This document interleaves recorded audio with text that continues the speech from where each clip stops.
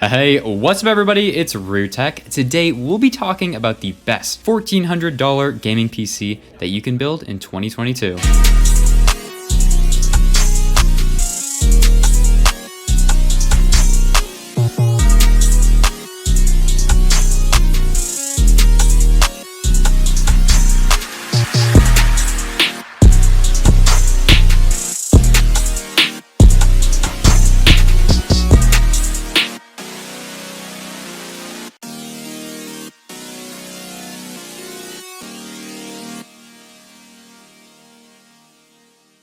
First, let me tell you about Jawa. Jawa is a website made for gamers who seek reasonable prices for PC parts. Jawa is made for gamers by gamers. No scalping, no crypto mining, none of that crap. This is a website to ensure that people trying to get into PC gaming are getting the best deal. So let's take a look at their website. I mean, they literally put markers that tell you if you're getting a good deal or not, and I can verify this PC right here is indeed a well-valued PC for being a custom pre-built. And this website is not exclusive to buying PCs. As you can see here, it has everything from peripherals to VR headsets. And of course, if you're trying to sell, you can do that here too. And just a side note, I will be selling some of my PCs that you've seen on this channel on Jawa, so do stay tuned for that.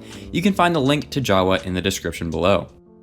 All right, so let's get started with our Z690 Gaming X motherboard from Gigabyte. In the box, you'll find, of course, the motherboard instructions, some cables, and some screws. Go ahead and close the box as we'll be putting the motherboard directly on top of it. Remove the board from its anti-static bag and place it on top of the box. Now, since this is a Z690 board, it is very capable when it comes to overclocking, upgrading, etc. Now let's move on to installing the CPU, the Intel 12600K or 12600 depending on whether you want to overclock or not. Now this processor will come with a cooler, but we're not going to use it, so you can just go ahead and set it aside. Open the CPU bracket by lifting this lever and then lifting the metal cover. Now you want to make sure you put the CPU in the right way, so locate this triangle right here and match it up with the triangle that's painted onto the motherboard. Then very gently place the CPU into its socket and give it a little wiggle to make sure it is secured in place. And after that, lower the cover and secure it in place by putting the lever back into its original position. Next up is the RAM, the Team T-Force Delta RGB, 2x8GB of 3200 MHz RAM. These RAM sticks will be installed into the gray slots, not the black slots. Now from my experience, the easiest and best way to install RAM is to apply pressure on both sides using your thumbs until you hear both retention tabs click. And so far so good, we have the CPU and RAM installed. Next up, we're gonna work on the M2 SSD. Loosen this screw so we can remove the M2 heatsink, and then go ahead and grab your silicon power, depending on how much storage you need, 512GB or 1TB NVMe SSD. I'm only using 512GB for this demonstration as this PC won't be my main rig. But that's no matter, all NVMe SSDs install the same way, you just push them into their M2 slot. And then secured in place using the tiny M2 screw that came included in the motherboard box. And then of course, reinstall the M2 heatsink, but don't forget to remove the plastic cover at the bottom. Otherwise, our SSD will not have the best thermal contact with its heatsink. And now we have three parts installed, the RAM, SSD, and CPU. Next up, unbox your all-in-one cooler. We're not actually going to install the entire thing right now, but we will need one specific piece, being the cooler bracket. We're gonna install it right now because it'll make things a lot easier down the road. So go ahead and locate this LGA 1700 bracket, flip over your motherboard, remove the paper from the adhesive tape, and push the bracket right into its proper position, which is underneath the CPU socket. Next up, you'll want to find these odd looking screws, which also should have came with the all-in-one cooler. Now these you'll only need to hand tighten. Get them as tight as you can using your hands, and that should be more than enough. Now with the CPU, RAM, SSD, and AIO standoffs installed, it's time to put the motherboard into the case. The brand new, beautiful Deepcool CK560. Align the IO shield with the IO cutout, and to fasten the motherboard into place, you'll need 9 of these types of screws. You can find them in the bag of screws and zip ties that can be found in the hard drive trays in the back of the case. With that done, it's time to unbox the power supply, the EVGA 650GA. This is a very strong and capable power supply that will not only have no issues powering this PC, but also any upgrades you may want to add down the road. You're also going to want to unbox your custom sleeved white cables if you purchase them. This is totally optional. You could, of course, just use the cables that came included with the power supply, but if you want to add a nice aesthetic flair to the PC, I do highly recommend these cables. The link to these, and of course every other PC part in this build, will be in the description. So now let's plug these cables into the power supply, starting with the 24-pin ATX connector. The connector that's cut into 2 parts is the one that plugs into the power supply. Next up, the PCI cable. As you'd expect, the side labeled PSU goes into the power supply. Go ahead and plug that into the VGA1 slot. And lastly, we have the CPU power cable. Now, only one end of this cable is severed into 2 parts, as you can see here. The part that isn't cut into 2 is the one that plugs into the power supply. And last but not least, we have the SATA power connector. Now, we're not actually going to be powering anything using this, but it will make things a lot easier down the road to just have this installed in case you ever want to add an internal SSD. When you put the power supply into the case, make sure its fan is facing the bottom of the case. Really important. And then using the 4 screws that came included in the power supply box, you can go ahead and fasten in the power supply. So now you're gonna have all these cables laying around and you're probably thinking this is going to be a confusing mess. Let's separate these into groups, the black cables being the cables that came with the case and the white cables being the power supply cables. The first cable we're going to plug in is the 24-pin ATX power connector, which comes out of the power supply. You'll know it's properly installed when there's no gap between the connectors. Next up is the CPU power cable, which comes out of the power supply as well. This we're going to route through the top right cutout. Now it is a little bit of a tight squeeze, but it shouldn't be too difficult. Just make sure that the tab of the connector is facing upwards, as you can see here. Now we're gonna get to work on the black cables that came with the case. And yes, it does look like a big mess of cables, but let's just take it one step at a time and make it super simple. First, locate this USB 3.0 connector and route it through this middle cutout. This cable will connect to the connector right below the 24-pin power connector. Like all of these other cables, it does only go in one way, so make sure the tab is facing the right side of the motherboard. Next cable that came with the case is the USB-C cable, which looks like this. This will route through the bottom middle cutout, and its connector can be found right below the USB 3.0 connector, which is the one we just plugged in. Next up, the audio connector. This we're going to route through the bottom right cutout. If you're not too sure which one is the audio connector, it's the only cable with exposed colored cables. Now do be aware of how the connector is laid out. It only goes in one way, so make sure you line up the pins with the connector's layout, otherwise you might end up with a bent pin. And now we have everyone's least favorite cables, the front panel cables. Luckily, this time around there's only 2 to plug in as opposed to the usual 4. Do make sure you use the instruction manual or the guide I put at the top left here to ensure you're plugging these in the right section.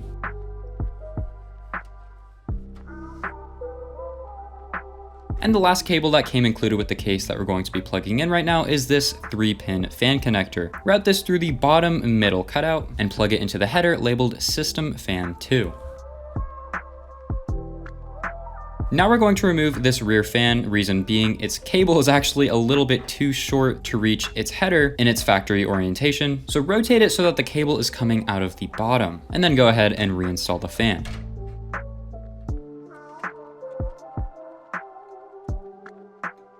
Now that we got that fixed, we're going to plug this cable into the header labeled System Fan 1. Now here's where things get a little bit tricky, but don't worry, I will take you step by step. So first off, locate this cable right here. You'll find it in the bag that came with the case, you know, the one with the screws and zip ties. And then go ahead and locate this connector right here, which is coming out of one of the cables that came with the case. You're going to want to connect these together, and there's no ambiguity, there's only one of each type of connector. And on the other end of the cable, you'll find this connector, which we're going to route through the top left cutout. This cable is what's going to control the RGB in the front 3 fans. This will plug into the connector labeled DLED2. It has 3 pins.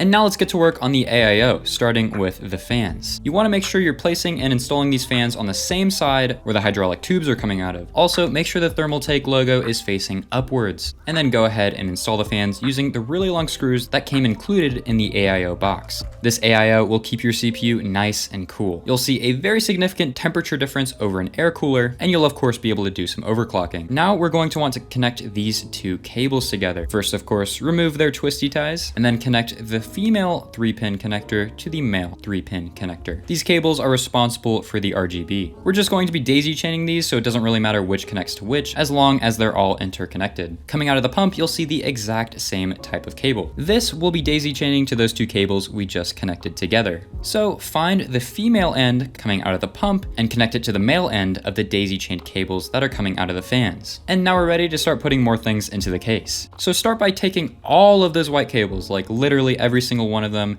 and route them through this top right cutout. It's gonna take a little bit of effort, but trust me, they'll all fit. And we're not gonna install the radiator just yet. Turn the case around first and locate these two 3-pin fan connectors. And just as a reminder, these will come out of the radiator fans. And then find this 2-to-1 fan adapter. This will come included in the AIO box. Plug these fan connectors into the fan adapter, doesn't matter which one goes in which, and then take the other end of this black cable and route it through the same exact cutout that we just routed all these white cables through. Now this connector we're going to plug into the header labeled CPU fan. And as you probably guessed, yep, this will control and power those two fans connected to the radiator. And now for the last tricky step, I promise, find this adapter, which also comes included with the AIO. It's easy to identify because it has an E on it. On one end of this E cable, you'll find this 3-pin male connector, which will plug into this 3-pin female connector. And this connector is attached to the 3 cables we daisy chained earlier. Then take the other end of this black E cable and route it through the bottom right cutout. This will plug into the header labeled DLED1, which is found around the bottom left corner of the motherboard. This is what will control the RGB of the 2 radiator fans and the Thermaltake logo on the pump. And lastly, we have this 3-pin connector that comes out of the pump. Plug it into the header labeled CPU OPT. And now we can finally install the radiator. No more of those weird messy cables. Now when you install it, make sure the hydraulic tubes are facing the back of the case. And now you can fasten the radiator to the top of the case using the 8 radiator screws that came included with the AIO box. And now to put the pump on top of the CPU. Apply some thermal paste, and yes, this tube of thermal paste does come with the AIO. A pea-sized amount will be perfect. And then remove the plastic cover off of the bottom of the pump. I'm really not sure what would happen if you didn't remove this plastic sticker, but it would probably be kind of catastrophic. But anyway, place the pump on top of the CPU, making sure the bracket is aligned with the standoffs, and then get the 4 spring-loaded screws that come included with the AIO and fasten them to the standoffs first with your hands. And once you've done that, start using the screwdriver to really make sure that they're nice and snug. Now don't go and put all of your strength into fastening these, but also make sure they're not loose by any means. You just want them to be nice and snug.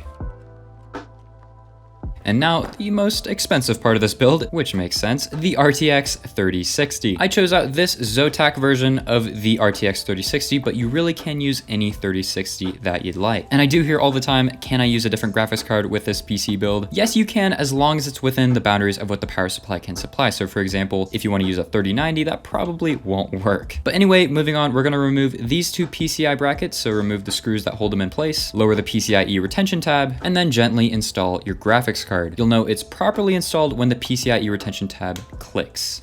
Now with those screws we just removed to take out the PCI brackets, we're going to reinstall to fasten the graphics card in place.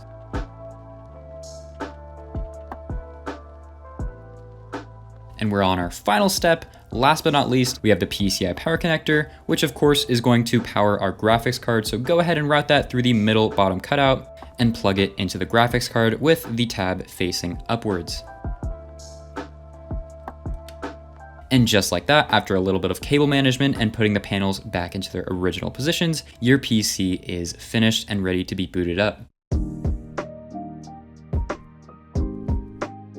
To install Windows, you'll want to get a USB drive that is at least 8 GB in size and plug it into another Windows device. And then on that computer, head over to Google, type in Windows 10 ISO, and click this Microsoft.com link right here, or just click the link in my description, and then click the button that says Download Tool Now.